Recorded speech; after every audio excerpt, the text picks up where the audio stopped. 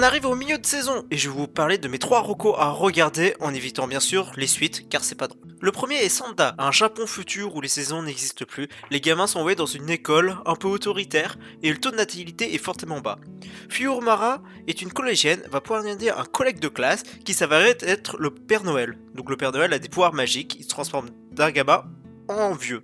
Sa raison, retrouver Ono qui serait morte la semaine dernière. C'est Science Saru derrière, c'est ceux qui ont fait l'animé Dame Dame Dame, donc on aura une animation de qualité. L'histoire est intrigante, des personnages qui sont tous fous, et aussi le manga est par l'autrice de Beastar, donc je pense qu'on aura une vraie critique de la société. À ne pas rater, et c'est dispo chez Prime.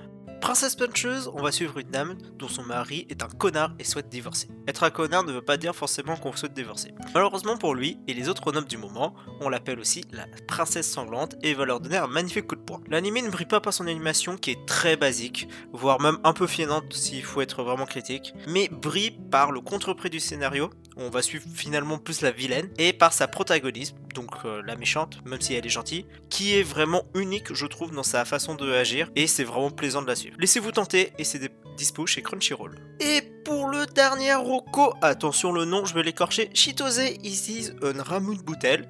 Je crois que c'est les bouteilles de limonade. Le synopsis ne donne vraiment pas envie et je vous conseille de pas m'écouter sur les prochaines phrases que je vais dire.